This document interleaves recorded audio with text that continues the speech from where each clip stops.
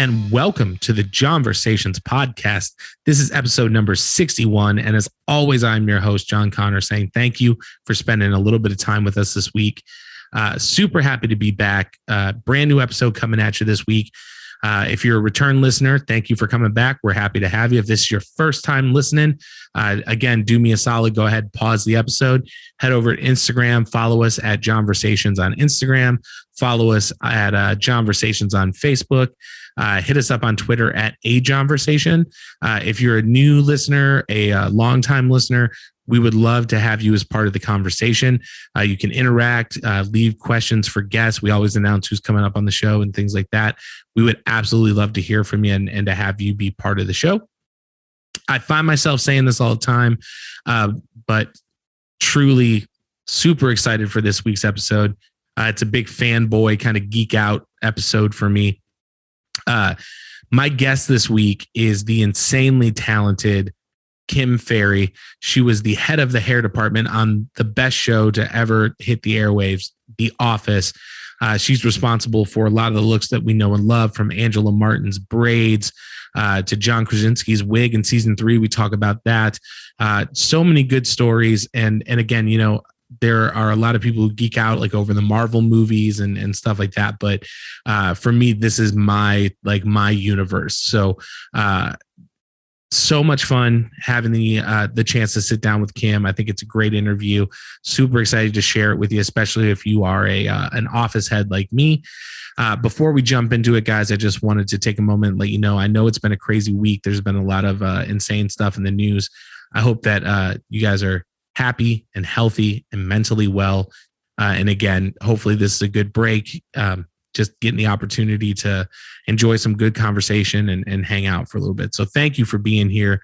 Without any further ado, let's go ahead and jump into it with the great Ferry. Kim, thank you so much for being here. We were talking a little bit about the show, or a little bit before the show, but you and your work are a huge part of my life and my family's life. So I am just so happy to have the opportunity to sit down with you and pick your brain. And again, this is like a lot of people are really into like the Marvel Cinematic Universe. And for me, that's The Office. So this is like meeting the person who created the Spider-Man suit for a lot of people. You know what I mean? So definitely. Wow, thanks. No, you're most certainly welcome. Thank you for being here. How are you doing?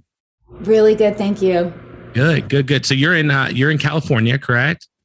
I am, yes. Okay. Are you, I know, you know, with COVID and everything, there was a lot of shutdowns and stuff like that. Are you finally able to be, you know, getting back to like a productive work schedule and things like that? Yes. Yeah, I am working now full time, actually through another year or so. We have a very big production. I honestly can't tell you what it is because I signed up NDA, but it is. We're working. That's great. And I'm just glad to be back at work and doing my thing. So, well, that is absolutely awesome. And I know, you know, like me, you have kids. How has it been, you know, now coming out of COVID and having all the lockdown time with the kids and things like that? Is it feeling good to kind of have a little bit of a sense of normalcy back into your life? Yeah, it is. I mean, I have a 17 and a 15-year-old. And, you know, they used to go to the office when I was there. They would come over and visit, and all the actors would be picking them up and playing with them. And, you know, now they're huge. They're both way taller than me. But, yeah, it's been really great to have time with them. And, you know, there was quite a break, obviously, from COVID. But now that I'm working, it's so much better. And, you know, they're happier. It's good. Everything is good for us.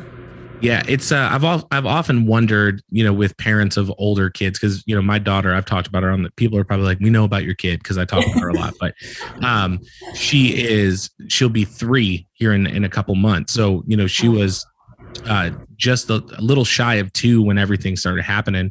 And so for us, it was like, well, that makes it a little bit easier because I guess she doesn't really realize that she's missing out on time with other kids and stuff like that. So like, was it difficult for you with the older kids and kind of, you know, putting a halt on everything they're used to for that time period?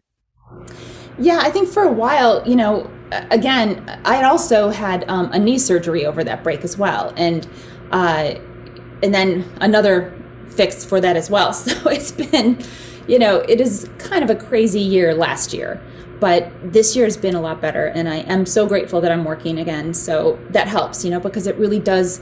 That's for me in what I do. I really do enjoy doing hair. I love being on set. I love creating characters. I love, talking with actors and figuring out everything about what their character is going to be. And then we present it to the world. And then it's really amazing. I get such a rush from that. So it was very hard to be home, just because you do want to do what you want to be doing. I mean, that's kind of your, I don't know.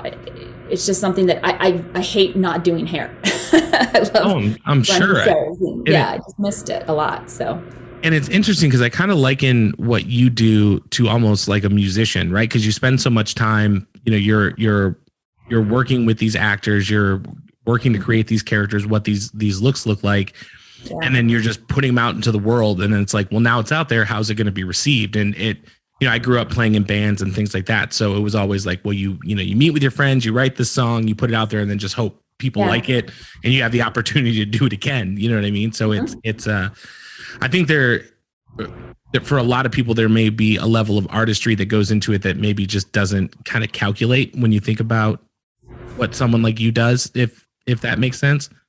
Yeah, it does. I mean, it is a weird job. We are definitely, we're on location a lot. We are running around in different places. Sometimes you have to go, all of a sudden you'll find in the script that we're going to be going to New York. So you fly to New York for a couple of weeks and you come back. I mean, it's in this industry, it just kind of, it is like that, and you have to know, I guess, for me, I've had offers to go do movies, but I really don't want to be away from my kids for 4 months. That's not who I am. I want to know them. I want to be communicating with them. I want to be in their lives. So I stay in California because it helps me be able to have my family and have, work that I love. So.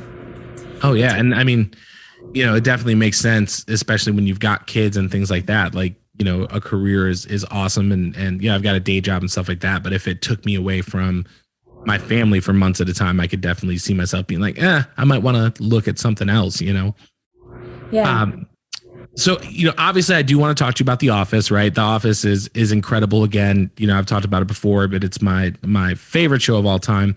But it seems like so much of your journey to where you are now, is lies outside of that. So if I understand, if I have my facts correct, you were born and raised in Gurnee, Illinois. Is that correct? I was, yeah. So, look at you. yeah. I deep dive. Well done. Thank you. So, I was wondering, it definitely seems like your career doesn't feel the same as like, okay, I'm going to be an accountant, so I follow this path, or like, I'm going to go into business management, so I take these classes. So talk to me a little bit about what it was like for you growing up in Gurnee, and what was it that kind of sparked that interest and led you to, moving out to California and chasing that dream? Oh yeah. I guess, well, first of all, I was also Miss Gurnee, so that's a big thing. That's awesome. I was totally into pageants at some point, but not anymore. But going back to Gurnee, born and raised there, I had great parents. My parents were from the military. They were both Army vets, and I had a big family there. My aunt and uncle live right next door to us, so we always had I had such a good upbringing. I really did, because our house was the place where all the neighborhood people wanted to come and hang out, and they were always there. And it was just kind of, I'm so grateful to my parents. They are unfortunately no longer with me, but growing up was just a great place in that small little town, because it was a very sweet, kind of a gentle town where everybody knew everybody, and, you knew each other, and you would help each other. And if someone needed to fix a house, you go over and help people do that. I mean, it was just a great upbringing. So I attribute that to my mom and my dad, because they honestly were just two of the most amazing people you could ever meet. And I got into I wanted to go to college. So I went to school and I got an Associate of Arts degree and worked my way through that and was working at a salon kind of while I was getting my degree, and was very excited about that, and finally graduated, and then just started working in salons. So that's kind of, when you first get out, it's a little intimidating because you're like, oh my gosh, I'm actually really doing this. I'm just like doing hair, but I just learned some stuff in cosmetology school. I got my degree done, so that's good. This is the next thing I want to do. I'm going to be out there and I'm going to be working. So I worked actually at a Fantastic Sam's originally, and got some experience there, and obviously probably made a couple mistakes with some perms here and there. So I have to be forgiven for that. But I learned, and that was a really good thing. And then I also had a teacher there who, she was the boss, but she actually let me, start to learn how to actually manage. And that was a really good lesson for me, because she was kind of teaching me how to run, an actual salon. And that was incredible, because it gave me an opportunity to really see different channels and different things. And all the while I'm reading these magazines. There's these American Salon magazines that we had, that we always had in there for people to look at for ideas for hair and stuff. And I just would look through these pages and I would see all these celebrities, and I would see, all the different hairstyles. I'm like, wow, this is so cool. And I wish, that would be really cool to do, wouldn't it? Like, to actually work with an actor, that would be kind of cool. And it just kind of kept coming back to me. And then in the end, I had a connection to go to California. So I told my parents, I have been thinking about it, and I really think I want to try to go to California, and I want to try to learn how to get into that industry. And I really didn't even know what I was stepping into at the time. But I had a very supportive family. So my mom and dad actually came with me. We drove across the country and went to visit a friend, and it was just the best choice I could have made, honestly, because it changed my life in such a great way. And it was hard. I was struggling at first, and you're broke, and I'm eating. I would buy these boxes of, how you have like those boxes of chicken, like they have all the different pieces. Like that's what I was living off of, that and pop ramen. Like that's all I had for months, because you're so broke when you get there. But eventually I got into a salon, and then I started working in a salon, and then I started making money. And then I found out that I had this opportunity to go to a show called Babylon 5. And it was, this science fiction show, and they were looking for people. So I went, and they gave me a job, and it was, I was so excited because it was, what was it? It was like, was it like $10 an hour? It was so cheap. But I was like, yes, I'm in, I'm in. And then foot in the door, just being like, okay, I've said I'm going to work with actors, and now I'm working with actors. And it's like it's like thinking about an avalanche, but that like little pebble that starts to roll and become that snowball. I think that's very, very cool. Yeah, I did. And I felt like, I knew I needed to be there. I just knew I needed to be there. And, it really did turn out, and I learned a lot, and there were some people who were always, there's some mean people on sets because they're just curmudgeon-y. Also, you have people who are really helping you hit and miss and looking out for you. So there's a kind of back then it was very different. They were also having like, after work, people would be having like drinking parties, and we'd all hang out for a while, and it was very social, and now in this world, we cannot do any of that stuff because it's just, you can't in this world right now. But back then, I really did learn a lot, and I worked really hard, and I kept working and working. And then within about a year and a half, I was very, very lucky. And one of the producers, they were kind of talking about maybe making it a union show. And that's how I got in. So within about a year and a half, almost 2 years, I was able to get in the union. So I was very, very excited, very lucky to get that. But, well, that's awesome. And, I did want to ask because, again, kind of, I did my research. I'm very proud of myself. But I was wondering, so like you're going from working in salons, and Babylon 5 had a very big like cult following. Like at the time, it was a pretty big show. So to go from like, you're working in a salon, and now like not only are you working on a pretty big successful television show, but like you're working with people in cosmetic, like not cosmetics, but prosthetics, and it's very. What was that transition like going from, I'm in the salon, I'm doing color, I'm doing cuts, and like now I'm fixing the bangs on an alien. Yeah, right. I know, it was really crazy. I'm so grateful because I had a couple of friends. So I had 2 British roommates at the time then where I was living, and they were fantastic, and they had come over specifically to learn prosthetics. So they were like me, we were all learning.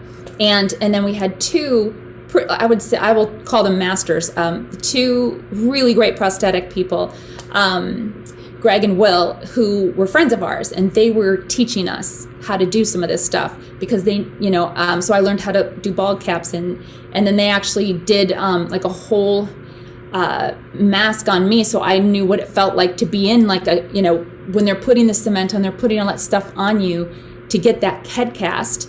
It can be scary for people because you just have a little straw and you have like 2 little dots for your nose to breathe, and they're going to check on you. But, it's something that I was really grateful because they were like, look, this is what you do. This is how you do it. This is how it's going to feel. So you should go through the process. And I was so sad. I still have my head cast too, which I love. That's awesome. And I painted like stupid things on it or whatever. But, again, in that time of my life, everyone was so willing to help and to teach. And I was very grateful for that. So I definitely learned a lot from that situation. And then eventually, I ended up moving up to being the department head of the show. So that was really great. That's awesome. It was really great. And I kind of nerd out a little bit on documentaries, and I really love, for some reason, I love horror film documentaries about like especially like there's like Evil Dead is one of my like just favorite films of all time. It's just it's the filmmakers from Michigan, and I connected with it. But you can go back and watch, you watch these documentaries and you see these actors be put in these prosthetics, and especially before CGI and things like that. It's like I don't think a lot of people really realize the amount of because some of those molds can take like 3 to 4 hours just to set. So you're just sitting there with like straws in your nose, and so it's yeah, and it feels heavy. Like they lean you back, and you feel like the cementy kind of feel of it. And some people do say, no, take me out of it, and they have to crack it, and then they have to open, and then you have to start all over again. But I was so happy because I was learning. It's something that you have to learn and you have to do. So why not? I mean, and I trusted all those people too. So that was definitely, obviously, yes, they made some funny faces on my original cast, but they really were like, are you okay? Are you, you're sure you're still okay? You're breathing, and they would touch my hand, like, are you hearing me? And I would, say yes, no. They gave me signals so that, we had kind of a system about it. So I always felt really safe with everyone there. So that was really great.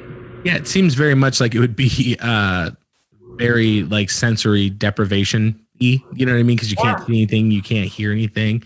I am wondering, so from someone who, you've gone through that, and again, kind of before CGI boomed the way they did, like when you're watching something where it's a digital effect instead of a practical effect, like, can you tell, or like, do you prefer one over the other? I gotta say, when my kids are watching TV with me, they get so annoyed with me because we'll be watching something and there's like this wig that comes up and you can see like there's a chunk that's like raising, and I'm like, oh, God. And only you, like, out of everyone in the house, only you would be the one that, like, do you see that?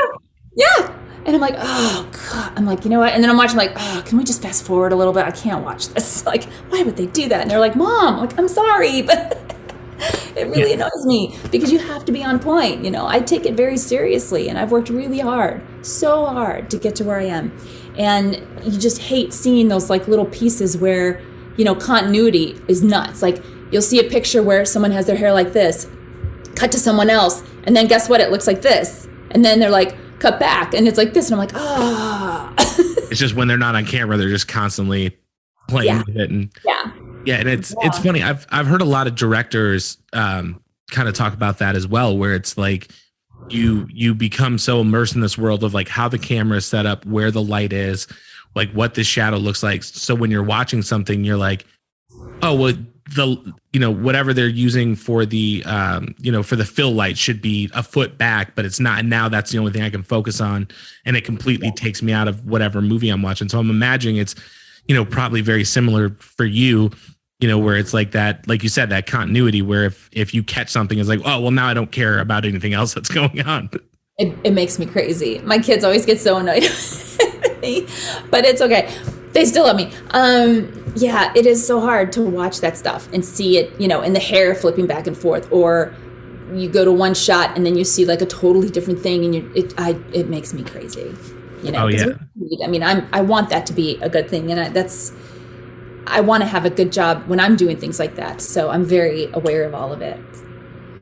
Well, and I did want to ask you this because you started on Babylon 5, but again, you go kind of going through the IMDb credits and things like that. Like you've worked on some pretty big projects outside of The Office. I believe you worked on one of my favorite movies of all time, which is Bubble Boy.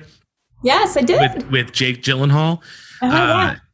You have pictures on my Instagram from it. Oh my God. One of the most underrated comedy films of all time. But, when we're talking about like looks, and his hair in that movie is like, if you're a fan of that film, it's like the iconic look. What kind of role did you play in that? Now I was a third. So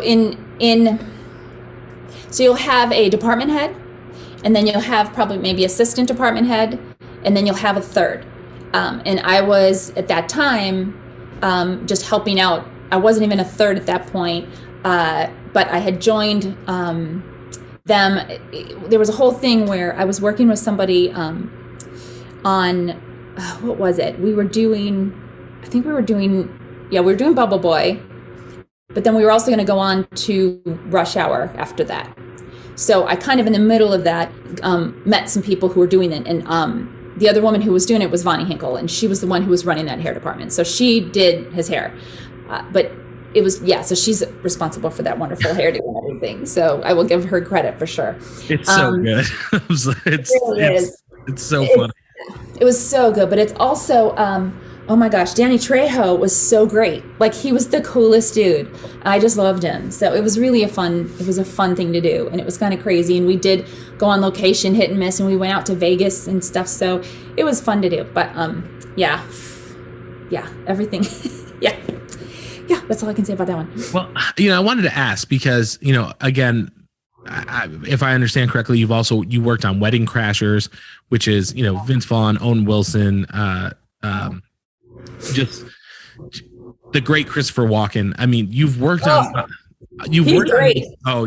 he's one of my favorite. Like, I can watch anything that he's in. It's just, I don't know. There's something about watching him that I'm just like, I'm glued to the screen. But, right.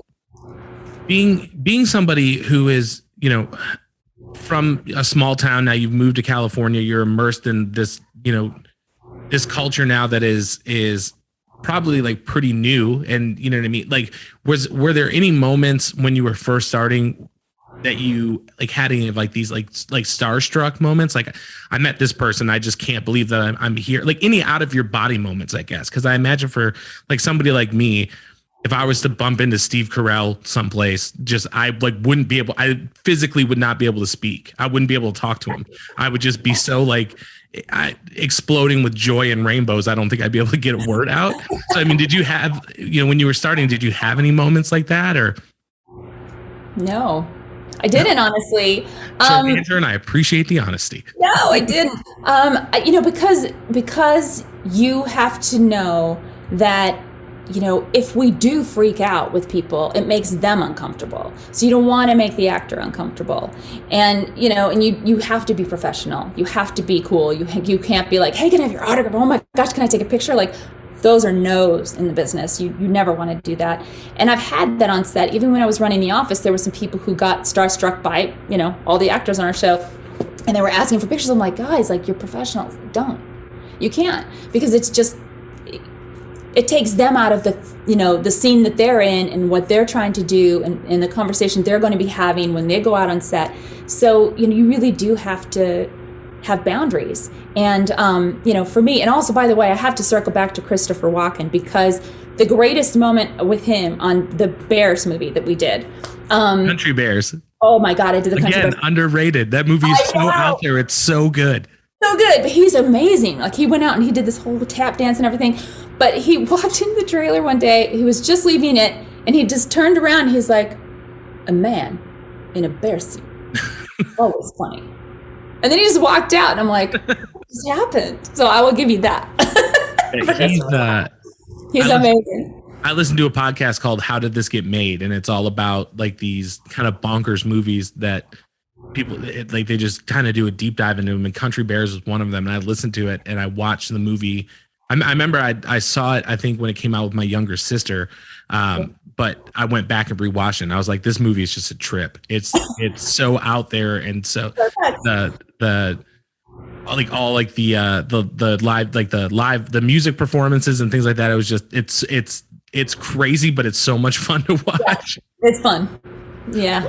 Well, I wanted to ask this, right? Because you've worked on films, some heavy hitters, and then talk to me about what it was like when you found out that you got The Office, or that you were going to be like, how did you get involved with the best show ever made, I guess is my question.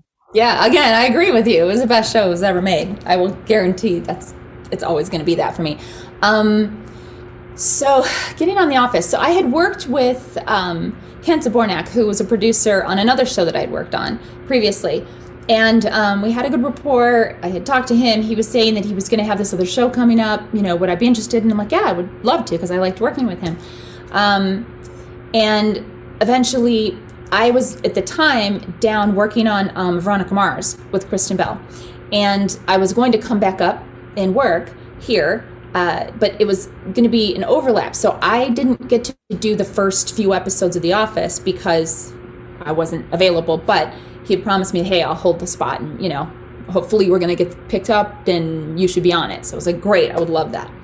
And then, several months later, he's like, hey, times, are you ready? And I was like, yeah, I sure am. Because I was doing that down in San Diego, and it was just, far away. But it was like the one job that I'd found, and I had a really good producer that I'd known for a long time. He wanted me to do it. So coming back was really nice, because then I was back at our home. We're back here. And where I lived in the area was literally 10 minutes away from the office. It was like the easiest drive I've ever had in my life. And I had it for like 9 years. So I was super excited about the job.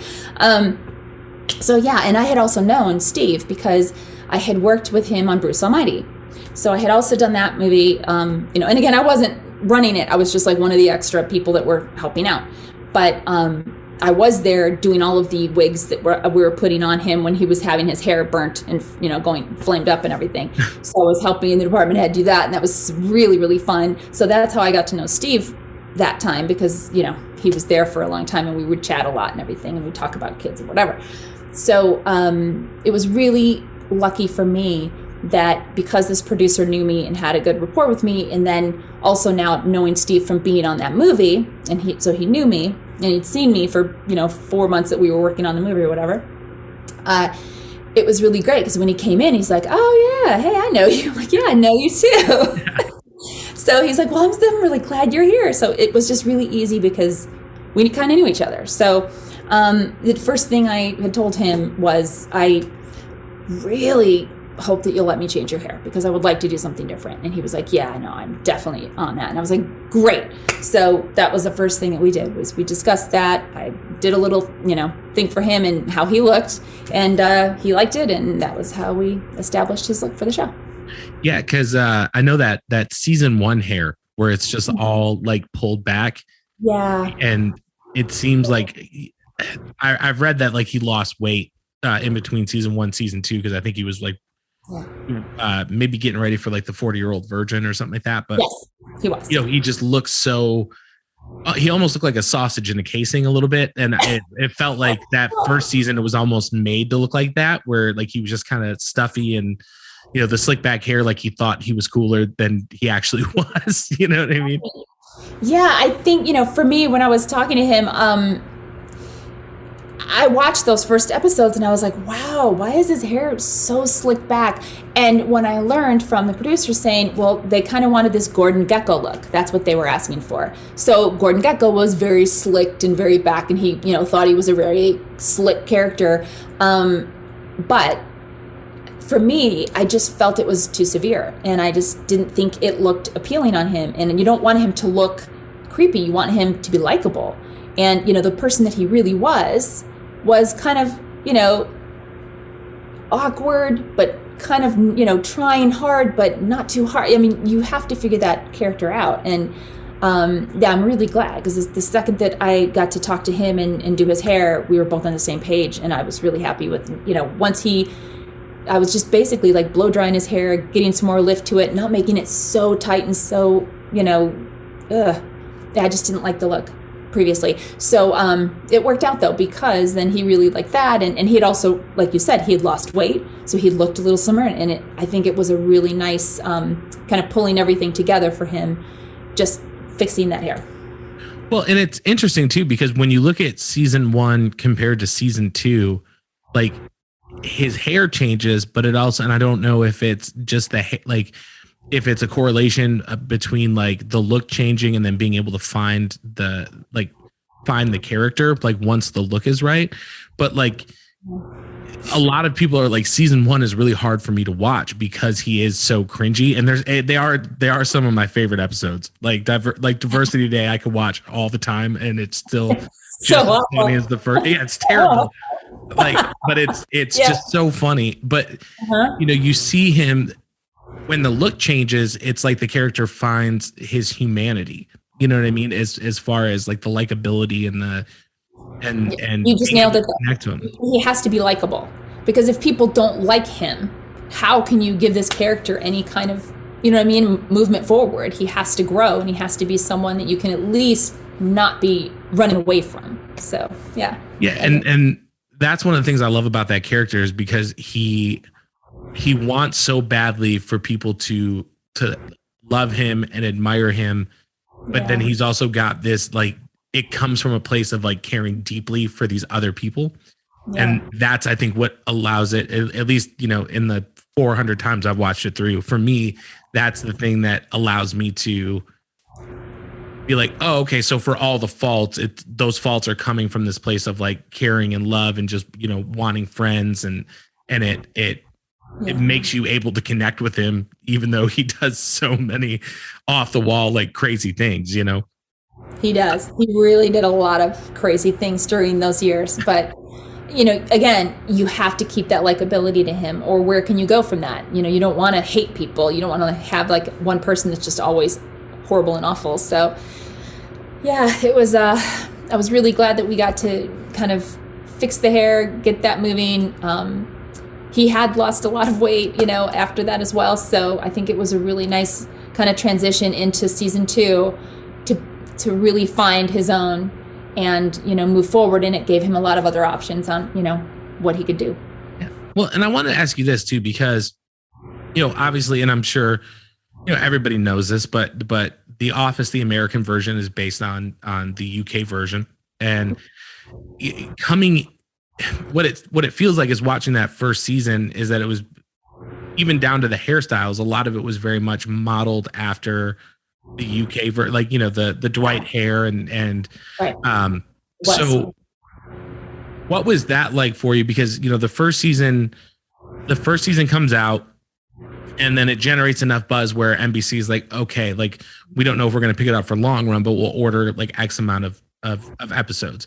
So what is it like for you stepping in and then getting to kind of figure out, like, kind of with like Steve, but is that the fun part for you, is to say like, okay, we modeled this after this, but now because even like Rainn Wilson's hair changes and Jim's hair changes throughout the show and things like that. So was it fun for you to be able to kind of say, okay, this is the model, and now like, how can we kind of make it our own?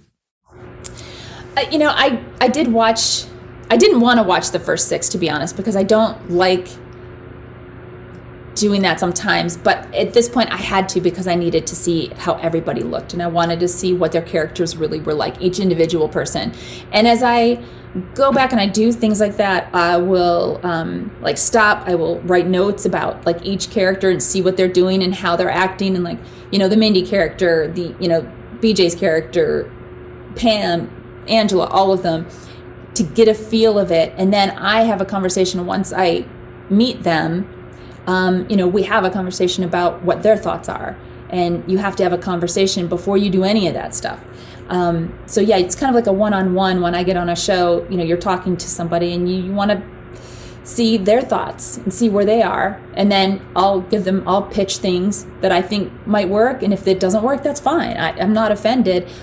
Let's just, you know, see where this goes. So that's one part of it. But going into season 2, yeah, I was really excited, because it was, for me, it was a break away from that, because I didn't really like some of the looks of all those people. And I was really excited to kind of move forward, and, you know, and I had conversations with everybody, and we all really kind of landed on certain looks, and I had time to do, you know, we do like tests. So you would have the actors come in and, you know, do these test shots, and then they would go up on camera, and you would have them, you know, photograph, and then the producers would look it over, and network would look it over, and everyone would look it over, and they'd have conversations. So it is a big thing when you first start, because they're trying to figure out everybody's looks. So that's kind of fun, actually, for me, because, you know, we're creating the actual character, and we're really getting involved in who they are, what they are. You're getting all the thoughts back from the actors, so, you know, you can help whatever they need to be whatever character they want to do. So that part's exciting for me, just getting on the first part of it. But I will say, season 2, it was very hard, because we, you know, I don't know that the network was entirely behind everything, because we were very, you know, it was a small starting out show. And I remember where there were days where there was just 2 of us. I was like myself, and then I had another assistant, Debbie. And we were literally like passing hair cans. We were like throwing it across each other, because we're like, here, take the can, I'll start doing this hair. You know, it's like, it was really a small, crazy kind of time, because I don't think they thought it would go. And I will say 100%, the actors on the show were the ones that got this show to continue, because they were the ones that decided they would go out. They were going on Jimmy Kimmel. They were going on, you know, all of the different talk shows. They were going out to Letterman, and they were promoting the show to keep it going. So I will tell you, like, without them having, you know, going, and they were going on, I mean, that was back not with Facebook or any of that. That was like back on the MySpace. So they were like, right, you remember. And so they got that to like really motivate people to keep that show going. And that's the only way we survived, really. And then eventually, you know, we'd have like 6 episodes, and then they'd be like, okay, we're going to shut down for a minute. Okay, we're going to wait and see. They're going to check it out. And so it was very like those first few months in second season, we really didn't know if we were going to be able to stay together or not, you know. And I think, again, the actors, hands down, saved that show. I will give them all the credit for that. Yeah, and there's, you know, again, it's my favorite show. My wife is, whenever I just can't find, like, you know, I'm scrolling through TV or something, I can't find anything. It's like, all right, I'm just gonna put on The Office, because it's one of those shows that it's gotten me through, you know, breakups. It's gotten me through, you know, my kid being born. It's, you know, it's just it's a big, I have shout out to Office Funko Pops, because I know they said they were going to be checking this out, but they're awesome. But he's I love him. I have a bunch of them, and my daughter hijacks them. So like, you know, and then she also has, I don't know if you know if they make them, but they make the little Tykes ones.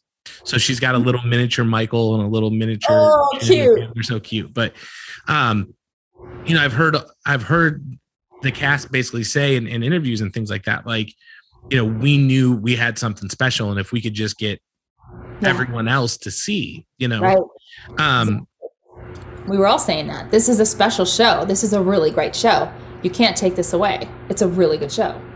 Well, it's one of those shows too, where it just seems like everybody has a crazy chemistry. Like, you'll see it may be a scene with like Jim and Creed, or Creed Bratton is amazing. He's the best. I love him. But, when it's just whenever they pair anybody together, there's this chemistry that I feel like that's what really made it special. Is that there's not one character on the entire show who like comes off as like a dud, or is like hard, even for their faults, is like hard to like. Ryan in the show, BJ Novak, he does some of the most like despicable things a person can do, but he still has this this enduring quality to him. When you find out he's working in a bowling alley, you're like, oh, well, at least he's got a job. You know what I mean? Like, he's on his feet. But from what I understand, after the Christmas episode from the second season with the iPod, that's when you guys kind of started to gain traction, because Apple put that episode on all the iPods and stuff like that, and then it was like, episodes are ordered, and this is now going to be a thing. It's taking off. So what was that feeling like, going from something where it's like you said, maybe they order 6 episodes, and there's a break, and you don't know if you're coming back, to being like, NBC is like, hey, you're our darling child. What's that transition like for you? It's pretty outstanding when you actually hear them say that. But again, we were, it was like 6 episodes, and then we shut down for a little bit, and then we had like another break, and then we shut down. We're like, gosh, I hope this works, and then, like you said, then eventually they're like, hey, this is really catching on. And hey, guess what? We're going to have, and I think they had like 12 episodes at one point. We're like, 12, wow. Like, we're so happy, like, fantastic. We get to hang out all together again. So those little like steps, were just incredible. But it also, I think, honestly, really bonded all of us, because this show was more than just the actors. It was the crew members, the production people, like everyone there really cared. They really wanted to be there. And, being a part of something, like, we just kind of knew it was just really special. We really did. And I'm super grateful that I even was a part of this show. Yeah, it's got to be, because that's another question I had for you, is that, the show came out in 2000, it started in 2004, right? So I was a senior in high school, and, I wasn't really doing a lot of like, I'm staying home and watching TV, because, you're a senior in high school, you're going out and doing stuff. Yeah. And so I'm one of those people who, I would catch an episode and I was like, the show's really funny, but I don't think I realized how special it was until a little bit later on, where you start seeing like reruns and stuff like that. And then it hits Netflix, right? So you're part of this show. And I think it really is like one of the craziest scenarios you could possibly have in your line of work, because you did the show for 9 years, right? And then it comes on Netflix, and now it's like, it was the most watched show in 2020. There's a whole streaming service. I mean, NBC, I have Peacock. It's a great app, but I have Peacock specifically because The Office is on there. I was like, they took it off. So like, you go from being on the show to, it was huge at the time, but then now all of a sudden it's like, it's almost like tenfold. So what is that like for you to still be, I don't even want to say riding the wave, because it's like the wave has it's just swollen. It's gotten, bigger, and there's, now it's something that my 2-year-old is going to grow up with, because it's just, it means that much to me. So what is that feeling like? I'm just incredibly proud of it. I'm proud to be a small part of it. And I'm really grateful that I had that opportunity.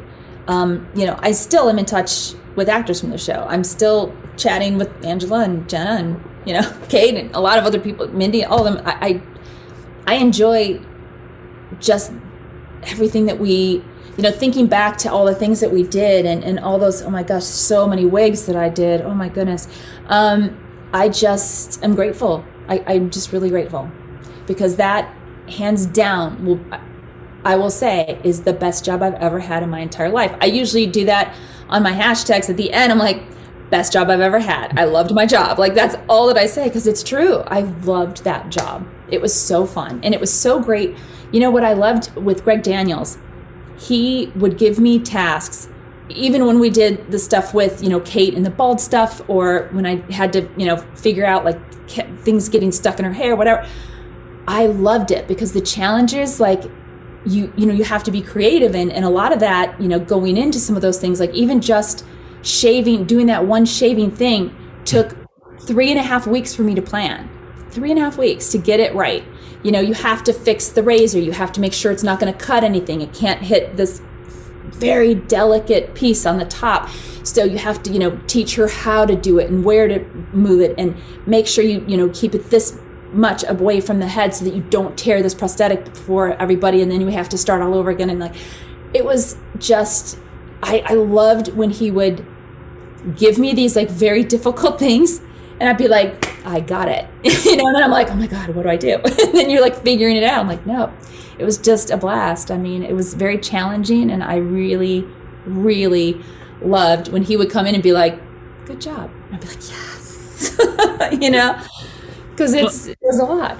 Well, I wanted to ask, like, and it wasn't until I was getting ready to sit down with you and have this conversation, but there were so many good gags throughout the show that are hair related. Like, obviously you just mentioned, the lice episode, season 9, when Meredith is like, yep. Takes the strip out, and then she's got the bald cap for, and then she's wearing the fun wigs throughout the rest of season 9. But then you've also got the episode where Michael gets the gum stuck in his hair, and then, Dwight is massaging the peanut butter into his scalp. Oh my God. Yes. My hands smell like peanut butter all day. I'm just going to tell you. But all day. One episode that is very big in our house, my daughter loves Product Recall, which is, where the cold open is Jim coming in dressed as Dwight. And like I said, I told you before the show, but she could sing Sweeney Todd before she knew the alphabet. But she'll run around the house going, identity theft is not a joke, Jim. Like Michael, she, like, just runs around. But I love your daughter. Is there one for you that kind of sticks out as far as like, oh, this one was the funniest, or this is the one that I'm proudest of? Because, like I said, when you think about it, there really are a lot of those gags, and I don't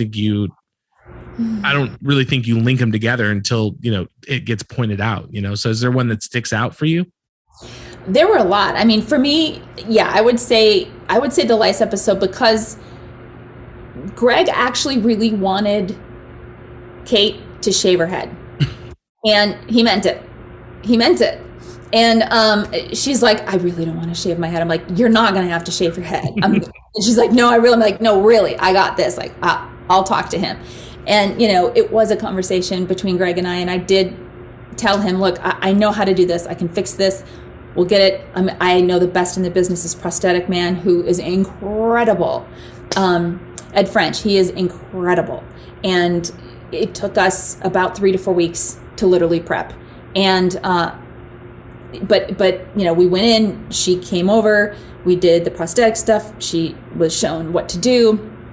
Then again, I came back, and, I had to get hair pieces. You have to have that little bald strip, right? So I had to have like fake hair. So I bought human hair. You'd have to glue that on. I mean, it was a whole process, but I loved it because it is so exciting to please Greg that it makes me really happy, because he's never like, he gives you tasks, but I always wanted to go above and beyond it, because I was so excited about the job, and I really did know how to do all those things because I had learned prosthetics from those other people when I was younger, and I had done Babylon 5, learning how to do bald caps and learning how to do all that. So I had that in my pocket, and and then working with Ed French, like, he's the master. So he was definitely incredible, and I think the gag turned out really well. And at the time, what the back story of that is, I have so much hair. I'm handing cut hair to people. You put it in Kate's hand, then she like lets go of it. We rehearsed it in the mirror.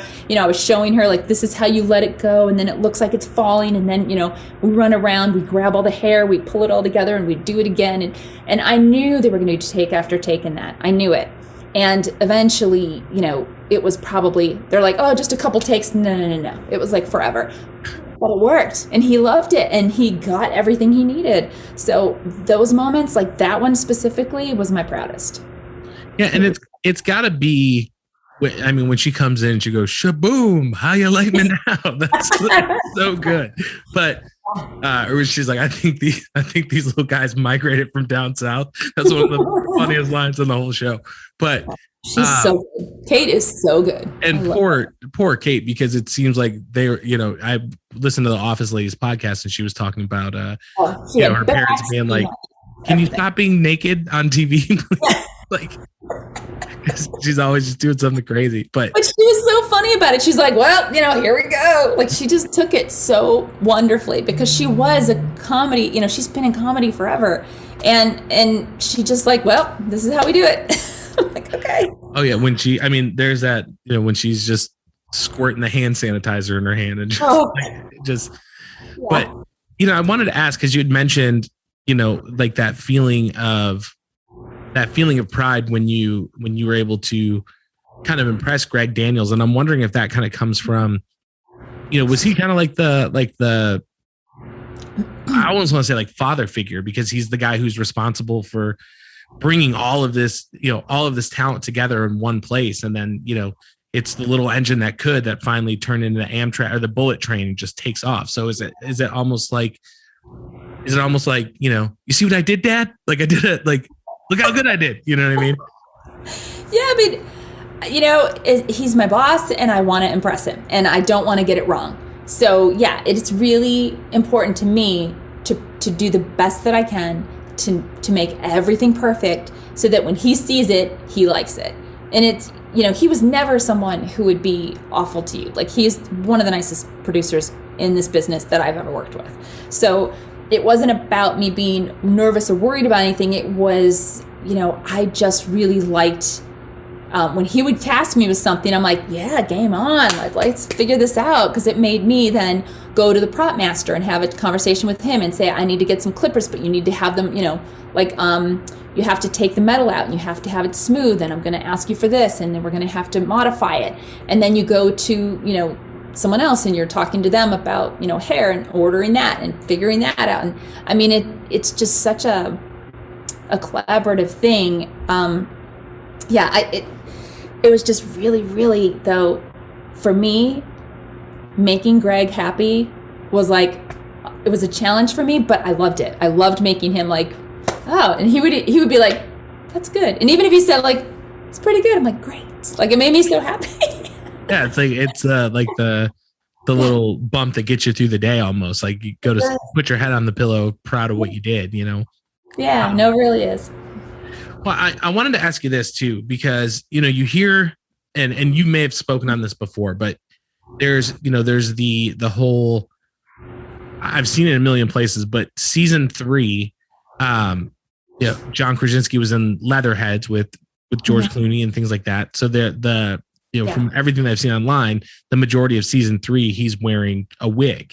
So I was wondering if that is in fact true.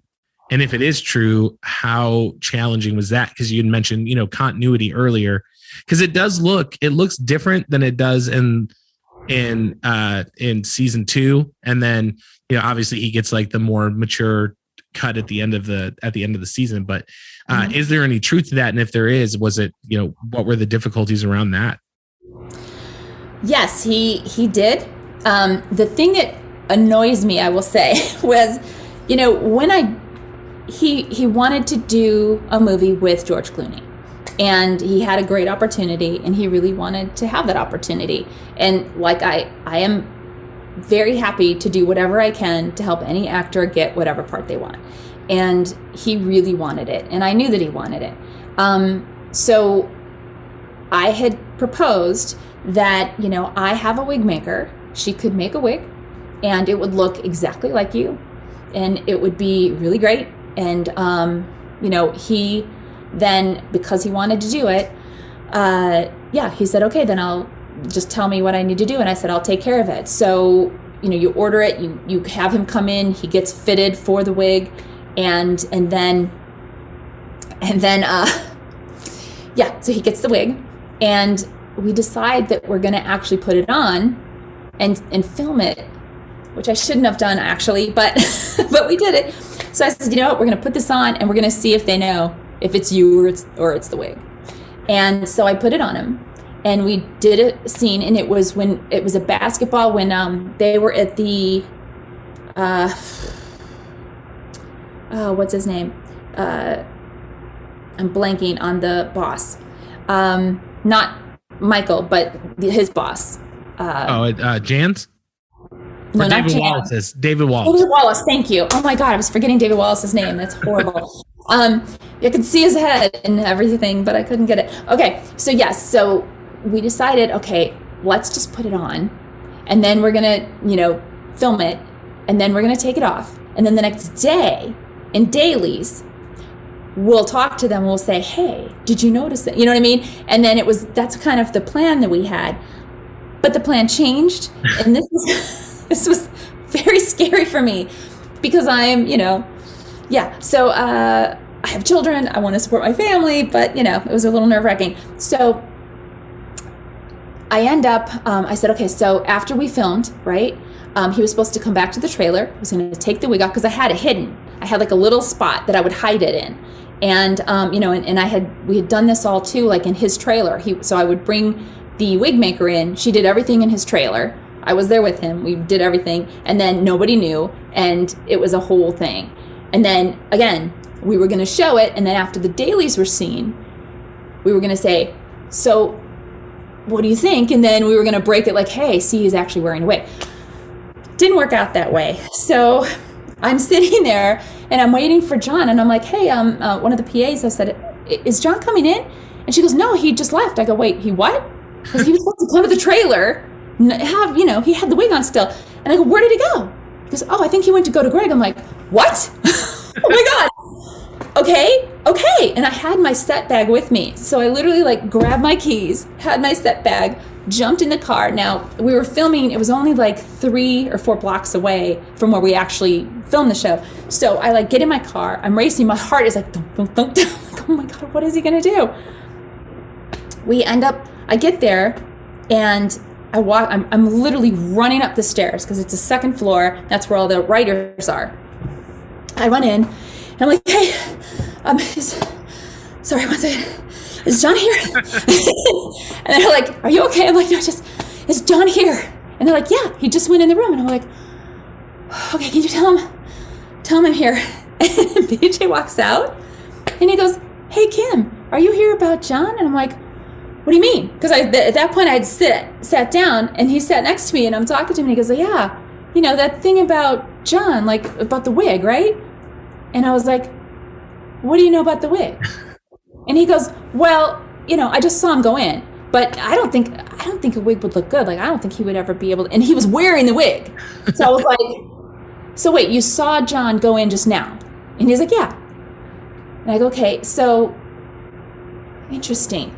Because I'm thinking he's wearing the wig and he thought it was John with his regular hair. Right. So I was like, And then I'm like, well, it worked. Yeah. So it did work. But I look at BJ and he's like, so he starts saying, I really just don't think it would work though. And I'm like, And I'm starting to think I think he doesn't know that that's actually going to work. And so the door opens and my boss says, hey, oh, Kim, yeah, you should come in. It was Kent.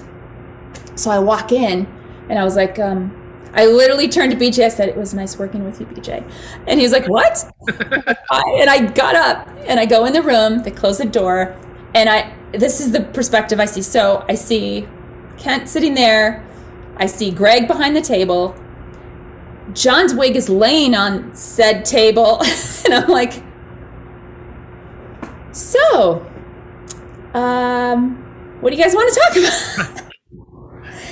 And they're like, Greg goes, wow. He goes, let me tell you what happened. So he starts saying, so John comes in here and he's talking to me and he's saying, I really want to do this movie with George Clooney. And he walks up to Greg and they're literally this close, right? He's like, I really want to do this. I know I can do this. I could do a wig. You would never know. And Greg's like, John, he's looking at him from this far apart. He's like, I know if it would be a wig or not. And he's like, I don't think you would. And he's like, no, I don't think, no, I would know if you were wearing a wig, John. He goes, really? And he grabs it and throws it on the desk. And at that moment, Greg is like, what? And so that's how I was just missed it. And I came in and he's like, wow, that was, idea. Yeah, he had no idea. He goes, so I'm going to have to say, Greg's like, well, I'm going to have to say that was ballsy. And I was like, oh my God, I'm thinking I'm going to lose my job. I don't want to lose my job. I love this job. And he goes, you know what? If you think you can put that wig on every day and you can make it look right, he goes, I trust you. And I was like, I know for sure I could get that wig right and I will take care of it. And he said, okay. And I was like, oh. So I was petrified at that time because I thought, oh my God, I'm going to lose my job. But we did end up doing the wig and, it did work. I get annoyed when people say, oh, we always knew that it wasn't, nobody knew. Nobody knew until they found out, there were pictures of George and him with shorter hair and they were doing a movie and everyone heard about it. It really bums me out when people say that because I know for a fact we filmed a lot. People didn't notice until they started seeing all the stuff with, George Clooney and him together. So well, yeah, and watching it, like when I watch it back now, I guess once it kind of sticks out a little bit more. Right, but and people are like, oh, I see, this is a little different. Yeah, I know. Yeah, but before it just looks like he got it cut a little bit differently. Yeah. You know what I mean? And I got the same. I think it's one of the last episodes of either season 5 or season 6, but it's when Saber buys out Dunder Mifflin and the auditor guy comes and Michael, his hair is cut. I think he had just gotten done doing what was that movie? Dinner for Schmucks, because his hair looks, it's got that same kind of thing. So it just looks like it's cut a little differently. But again, you see all this stuff on the internet where it's like, 10 facts about The Office. And you're like, well, so it's interesting to know that number one, it is true. And then to hear the story behind it. And like the fact that you were able to kind of fool people who, are in close proximity with you every day, for years at this point is pretty impressive. Thanks. Thank you. I enjoy that. Well, I was wondering, the show was on for 9 seasons. Yep. And like you start off with this core group of people. And then as the show expands, like we get to meet new characters. So like, David Wallace shows up and then, you get Ed Helms that just joins, comes in and then Rashida Jones. And I also heard that there was some kind of, a little bit of like conflict about what to do with her look, because when she's first introduced, you want her to come across as kind of more stern. I believe she used the B word, but I'm not going to say that. But like you want her to come across as a little colder. But I guess my question is like being on the show. I mean, you had Jim Carrey, Ray Romano, James Spader, which I can imagine. I love James Spader so much. I got to do his hair. It was my favorite. But, oh my gosh. Talk about that. So what's it like? You've had the pleasure of working with Steve Carell for 7 years, and then all of a sudden now James Spader is there, and James Spader is known for being like when he delivers that Lizard King line, when he's like. I'm like, that is probably to me, it seems that that's probably the closest to his actual personality, because he's just known for. I wish I had. I think I have the book upstairs. He gave me a book at the end of the show, and it was amazing. James Spader. What was interesting about that time though was when James Spader came on the show, and I had worked. Jim Carrey was there too. Like he was on Bruce Almighty as well, so he remembered me from that. But James Spader made. And I would say the actors would agree, a lot of them were very nervous around him because they were just like, it was very intimidating for them. And I think for some, and they were just kind of fascinated by him, because he would come in and he would, the props would have things set up and they'd open up like a case and they'd say, here is your selection of pens for the day. Like because of his character wanted he wanted to have a certain thing or a certain look, whatever. And it was just like, I think they were very nervous around him a lot. It was just like, wow, it's James Spader, you know? But when he was in the trailer with us, he always had a time where he would come in after everybody. So they were already filming, and I got everyone through the works, and then I would come back to the trailer, and it was myself and it was Kenneth Paul, who was a makeup artist. So we were there, and we would be there at like 10 a.m. I think was his time, and we would do his hair and his makeup, and we would have great chats, and he would talk about like amazing things in his life and all these crazy things. And it was just, I enjoyed my time with James Spader so much, I can't even tell you. He was just outstanding. But I'm very lucky to have that, just those little moments and those snippets of him talking about his travels and, you know, life and romances and worlds, and it was just awesome. It really was. Yeah, he's got that. I think he's like, I had a rough night last night. Italian reds and Colombian whites. his character is just. Oh, he's so good. For me, it was like the perfect amount. Like he just comes in and like. And a lot of people didn't like him. Oh my God, he's so good. He's really good. You know, the other one that gets me too is the episodes with Will Ferrell, the D'Angelo Vickers character. A lot of people don't like those episodes, and again, those are some of my favorite. My daughter, she loves. We'll be going through Peacock, and she'll go, I want to watch the one Michael with the old lady hair when he's doing Phyllis for the Last Dundies.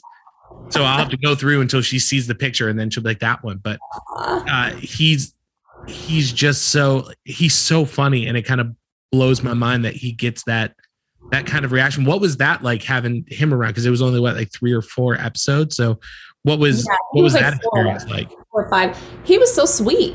I remember having chats with him because we were talking about our kids. And at the end of the night, I actually thanked him because he was like towards the end of it. And you know, he was going to be leaving, and it was kind of like a filler, you know, from Michael then when he was leaving. But yeah, it was just so nice to have him because he is like such an incredible person. He's so funny. He's really so funny. And I wish there would have been more for all of them to do, honestly. But yeah, one night I was just like, you know, I just walked up to him and I said, you know, as the hair department head, I hadn't worked with him because I was so busy with all my other actors that I was using, what I was doing. But for him, I just wanted to say, I walked up and I said, you know, I just want to say, because he was so kind he bought things for people at the end of the night, and, you know, and it was just a very kind person to everybody. And I said, I just really appreciate how kind you've been to my crew. Because, you know, some people aren't.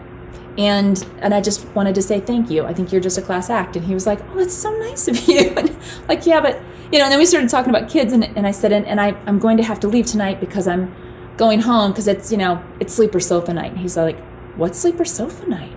I'm like, well, you know, you might not have a sleeper sofa. I do. But, you know, the kids and we like pull out the sleeper sofa and we like put all the pillows out and they get all their stuffed animals and we watch movies until they crash, and then I get to go to sleep. And he's like, that sounds great. Like, he was so nice. He's so nice. It was really great. And having Ray Romano too, like, he was really cool. I mean, and then seeing Jim again, that was nice to see him. It was cool. On his way to the Finger Lakes. Gosh, I know. Although I know he's painting now. He's doing some, Jim Carrey's like painting like crazy, and they're selling. My brother bought a piece of his. It's crazy.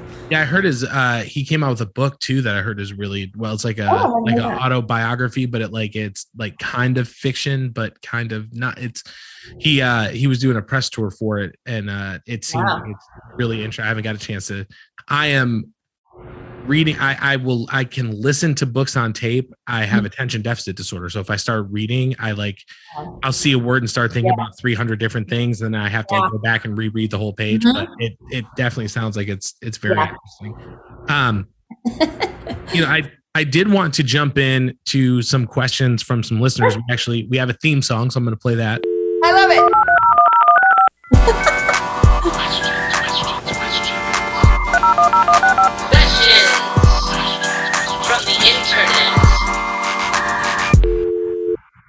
Awesome.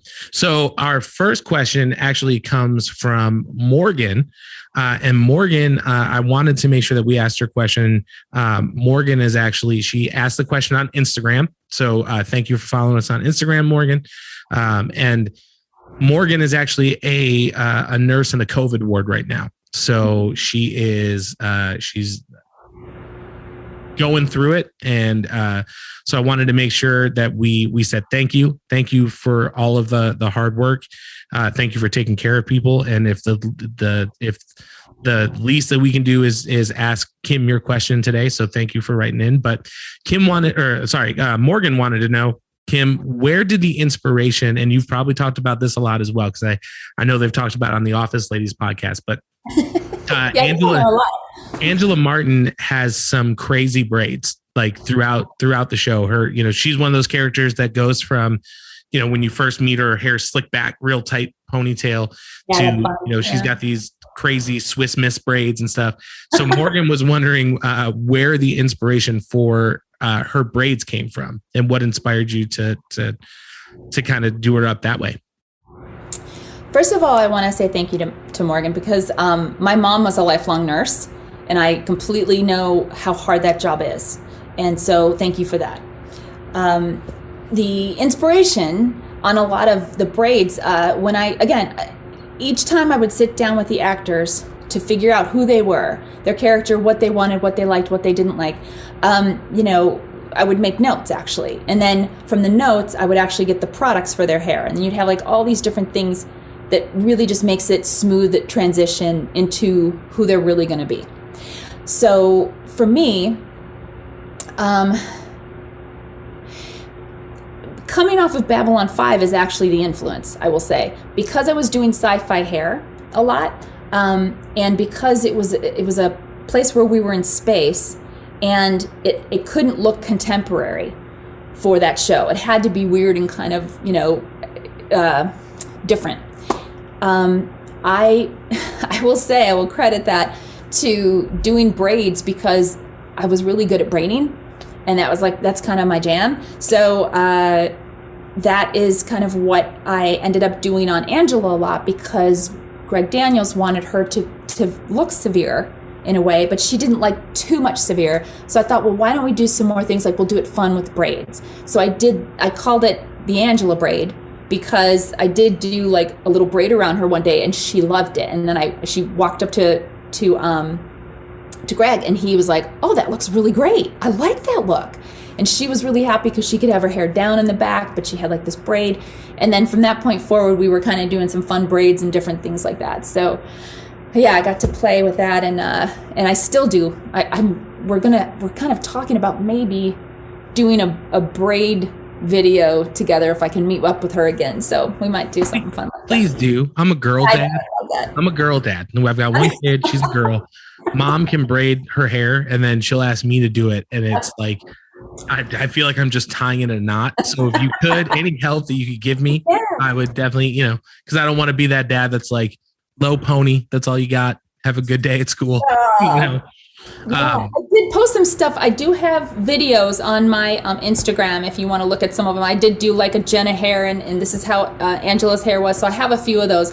But then I started working on the show that I cannot talk about. But it's just been, I know it's NDAs. But so you can see some of those if you want to learn some of that. But I did do a lot of office hair over the when I first started, when we were in the COVID-19 world.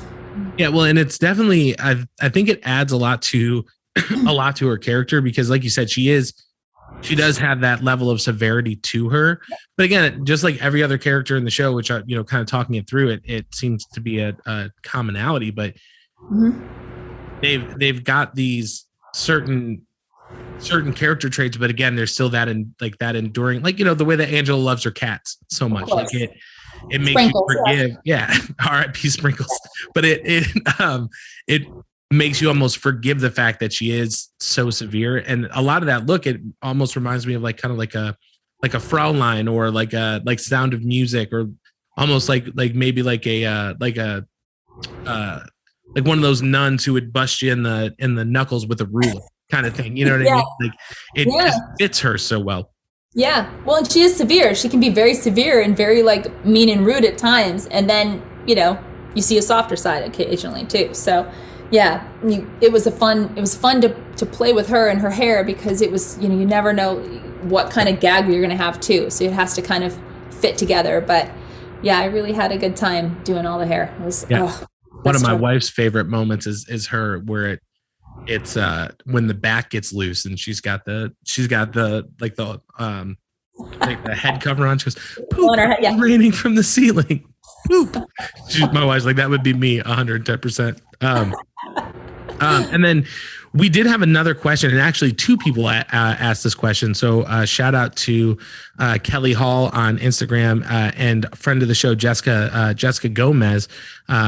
She's been on the show before, but she's a writer, and she's a writer and author, and then she works for a website called All Horror. She does like movie reviews and has a article that she writes with them. But both of them were asking, one of the trends that people seem to notice is that up until Jim and Pam get together, Pam's hair is, she's got kind of like the frizzy thing, and it's, a little more wild. And then they get together, and then it's all of a sudden like a little bit more composed. I think it's coming into season 4. So was that something that was intentional? Was it, now that they're together now, so things aren't as crazy in her world, or, talk a little bit about that. Yeah. Every year we would go into, there were changes. So, and sometimes they were very minute where people wouldn't notice them. But I think, Jenna's hair in the first 6, right? Very kind of frizzy, very kind of crazy, a little messy. And then going into second season, I wanted to we did it for a while. Like we did some curls and it went for a while, but I kind of wanted to, as she progressed into her love towards Jim, you have a progression where you're, now she actually is seeing, there's different people kind of maybe liking him, but she's kind of trying to figure it out still.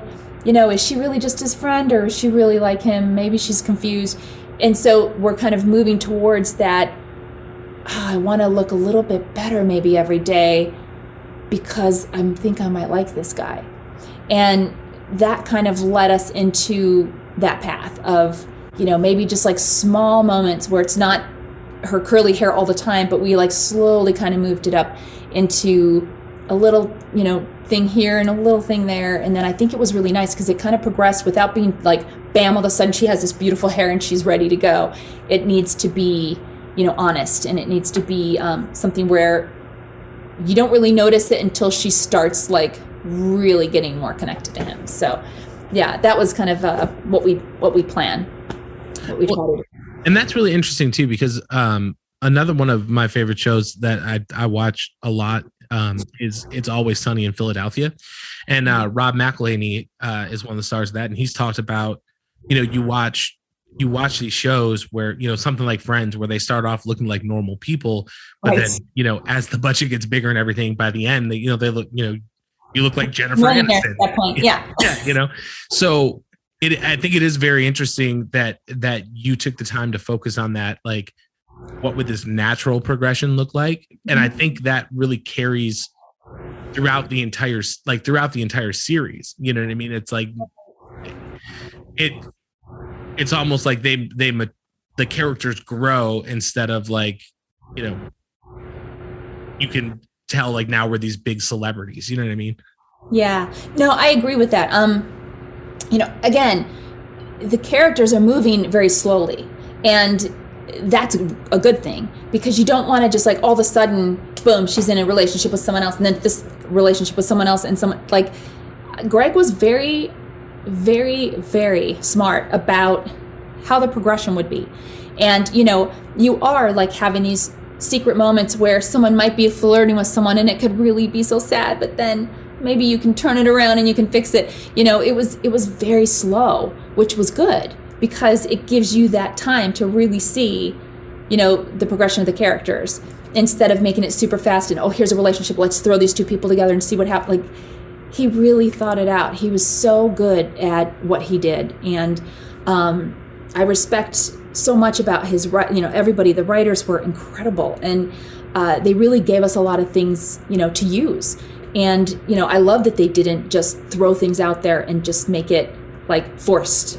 It was very slow. It was very, and you have that like tension sometimes. I loved it. It was incredible. Well, and I wanted to ask you this to that point, because like you said, I think part of the genius of the show is the storytelling. Yes. Because it would have been very easy to do like a season and then Jim and Pam get together. And one of the big moments that sticks out for me is the kiss in Casino Night at the end of season 2, because it would have been very easy for them to have that kiss, and then you come into season 3 and then they're together, but then you go an entire whole season. Yes. Where it's just like he leaves and it's a will they, won't they? I did want to ask about Casino Night, like, because obviously when you read the script, you're like, oh, okay, like there's the Chili's kiss, but like this is like the kiss, right? So what is your mindset? Because this is going to be a big moment. This is a moment that like, people tune in every week to see what's going to happen with these people, and now you see what happens with these characters, and now you're in the moment where they finally have that first kiss. So what is your thought process, your preparation when it comes into like what the characters are going to look like in this moment, things like that? Because I imagine it had to be a pretty big moment for everybody involved. Oh yeah, there's always, in those situations that the clothes have to be discussed, the hair has to be discussed, the makeup has to be discussed, for Jim, for Pam, for even the people around them, the colors pull you into something. What if she was wearing a red dress? That would have been really more sexy, but it wasn't. It was more soft. It was like very sweet. It's a whole like moving parts with everyone, and that's the fun of it, and eventually, we did that scene, and then we went on break. So they did that kiss, and then they did break, and then we were off for, I think it was like another, was it 3 months or so? I can't remember. It was a bit, because we'd had like the summer, and then we would come back. So I had to redo her hair perfectly again after we came back. And it was like, oh my gosh, we're doing this moment again. So we like picked up right where we left off. And that was really interesting, because I think Jenna talked about it on her podcast as well. But, it's like how it was gone. And then we were like together again, and, and this is where we start again. And that kind of moved them forward. But yeah, it was the writing. It really was. They were so good at what they did. And they definitely gave us a lot of things too. And of course, for me, I could always ask Greg, if he, like hairstyle wise, he'd like to see them. So I would take pictures, I would show them to him. He would pick what he'd like. And and then I would go back to either, Mindy or BJ, or I did a lot of people on the show. I had Jenna, I had Angela, I had John, I had a lot of people. But, I would go back to them and say, now, how do you feel about this? Are you okay with this? Is this okay? And so you definitely have to kind of, pull it all together. But in the end, I really am so grateful to Greg for allowing us to have those conversations instead of him just saying, no, this is what I want. He never did that. He really didn't. He was very collaborative, and the writers were always willing to try different things. So, when you have that kind of flow and ebb with people on a show, and we've been working that long together, you do become kind of a family. And it just kind of, we knew each other so well that we knew we could trust each other. And, this would be the right move if we go this way. And everyone was on board. Yeah. And I imagine that's got to kind of be like a little bit of a tight walk rope, as far as like, Greg wants to see these pictures because he has like his idea of what's at the core of this character. And then you've got someone like, let's say it's Pam. So you've got somebody like Jenna Fisher, who, they may be similar, but she's probably got her own little like quirks and things that she sees in this character. So trying to like blend both of those worlds so that you're meeting them in the middle has got to be a little bit of a challenge sometimes. Yeah, but it was really easy because, again, he was very, he knew what he liked. I knew what I liked. He would trust department heads. which I appreciated. And, you know, I never let him down, you know, other than not telling him about the wig. But, but, you know, he really was very collaborative, and he was never, you know, he was always open to hear things. The one thing I would say, he really did want Kate to shave her head. He thought she really should shave it. And it, you know, and I was like, I cannot allow that. I just can't. But after I showed him all the things that we could do to make it look like it would, it worked out. But yeah, that was the only time where I was like, no, she's not shaving her head. No, I'm not going to let that happen. See, it's like, I can't. What's funny though is that like it feels like if Greg really would have pushed it or been like, no, I think this is what needs to happen. Kate Flannery seems like the kind of person who would have been like, I don't want to do it, but get him out. Let's call it a day. Just get it done. I couldn't let her. I wouldn't let her. Well, you're a good friend. 100%. Yes, I am. She knows that. She knows that. I love her. Well, you know, I really do appreciate you coming in and hanging out. And like I said in the beginning, this really, this is a full on like geek out moment for me because, you know, so much of what I love and what I share with my family is because of work that you've done. And I appreciate that on so many levels. And this getting ready for this was a whole like fanboy experience for me. So I really appreciate it. I did want to kind of ask you one last question. Sure. Because it was in the news recently, but an NBC exec, I guess, said, you know, they're ready to go, you know, for some kind of continuation of The Office if Greg Daniels was ever on board to do it. I mean, would you just jump back into it? I mean, it feels like it's almost like a no-brainer, but like if they called you and were like, hey, we're doing it, like when can you get here? What would the response be? I actually, when I heard that news story, I called Greg directly and he picked up. And we had this little like email thing too. I just said, you know, that if this ever goes, you know that you cannot do it without me. And he's like, no, I would never without. So I was like, okay, because I'll hunt you down if you don't let me get on the show again. You know, I think he doesn't want to do it because it was so good. And it's hard to go back to that. I would love to have, you know, and I know John has been talking about it and Jenna and I think Angela as well, about, you know, could we do a 2-hour special or something? But I know Greg, I believe, would be nervous about that. And I don't think he really wants it. I think he feels like he's done it. But, you know, would I, if I was offered the job, oh my God, I'd drop everything and go.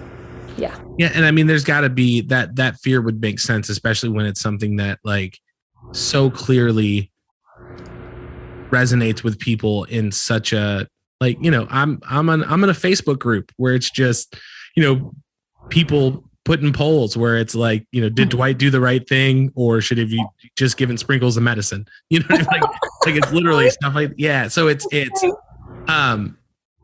like what you were a part of has left this insane mark on people. And like you see Halloween costumes of, you know, little kids dressed up as Dwight Schrute or Jim and Pam. So I see them in my neighborhood. It's crazy. I'm like, oh my gosh, that's my hair. Like, that's my look. You're ever like, hold on, let me fix that. Like, I know. I touch them up on that. I would too. You know, it's got to be, I guess it would be kind of scary to be like, well, this was so perfectly captured at this time and it's lasted that, like, just that fear of, you know, am I trying to cash in on the nostalgia? And now, you know, I've done something that kind of blemishes the legacy. You know what I mean? So it's, I don't know. My opinion, I'm all for it. You know, Greg Daniels doesn't listen to me, but you know, I'm on board. But yeah, no, me too. I mean, it literally was the best show I've ever been on. I enjoyed it so much, and the creativity and the fun of it, and just all the actors together. Just, oh man, it was incredible. And I'm very lucky to have had this job, and I'm so grateful for it. And I'm still, again, when Creed was performing, when he did that tour, like I went and saw him and I went backstage and was like there for him. And he was like giving me shout outs during the thing. It was great. Like, we still all not constantly talking to each other, but we're still all connected and we still talk to each other. So I love that, you know, and I think it is the most special show that you could ever have. And it was just such a wonderful thing to be on. I'm so grateful. I really am. Well, I'm so grateful that you took time out of your life to sit down and talk with me. And again, I just want to say thank you for the gift that you've given me and any fan of the show, anybody who's listening. And it was just an absolute pleasure to sit down and speak with you. And if you'd ever like to, I'd love to have you back and talk some more. Oh yeah.